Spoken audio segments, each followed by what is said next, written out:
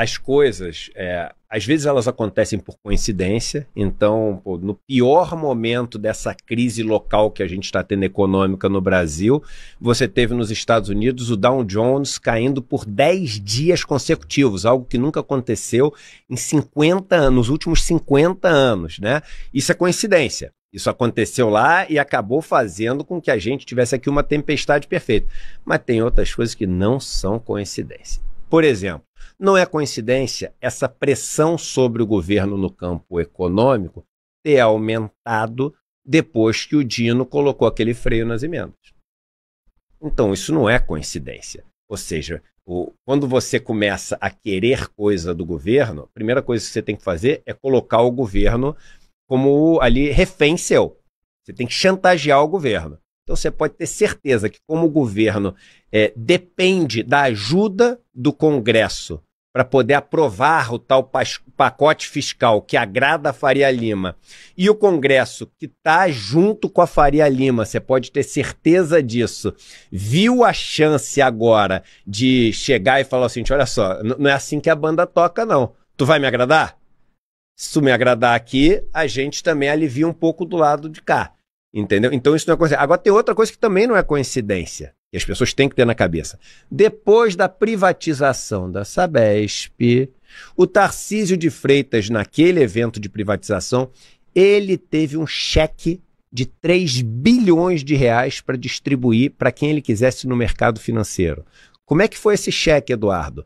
Ele teve 15 bilhões em ações, 15 bilhões de reais em ações, que ele ia escolher para quem ele ia alocar. Tinha um pedido enorme de dezenas e dezenas e dezenas de bilhões, mas ele só tinha 15 para alocar.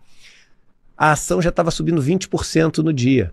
20% de ganho certo em cima de 15 bilhões são 3 bilhões. Tudo, obviamente, eu estou falando o número aproximado, arredondado. E aí ele podia chegar e falar assim, Eduardo, qual é a regra para distribuir isso? Do jeito que ele quiser. Não tem regra. Ah, mas não é possível. Não tem regra. Então ele podia chegar e falar assim, eu vou fazer o seguinte, eu vou dar 300 milhões de lucro para esse banco, 100 milhões de lucro para esse banco, 50 milhões de lucro para esse banco. Esse que está começando, mas eu quero que esse cara é um cara importante, de uma família importante, que tem ali uma empresa, dá 10 milhões de lucro para esse cara, porque aí o grupo empresarial dele, que tem esse family office, vai ficar com 10 milhões. Aí a pergunta que eu te faço, Gabi, com 50 milhões de reais, 100 milhões de reais, 200 milhões de reais, 500 milhões de reais, você não consegue comprar o apoio de qualquer um?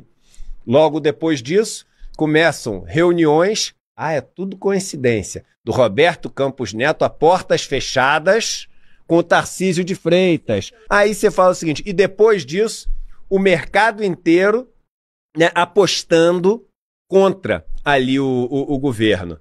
Então, essas coisas todas estão conectados, o jogo político com o jogo da Faria Lima, com o jogo do Congresso, com tudo isso está interconectado. E no final das contas, esse é o tal sistema, que ninguém sabe dizer o que é. O sistema é essa engrenagem onde agentes dominam um poder gigante, concentram um poder gigante e tem como objetivo aumentar este poder e não abrir mão de nada dele. E para isso usam todos os seus tentáculos, todos os seus braços. Então o sistema é sim os maiores bancos, o sistema é sim o Centrão, o sistema é sim composto pelos principais grupos empresariais do Brasil, o sistema é sim multinacionais que estão aqui no Brasil com vários acordos, o sistema é sim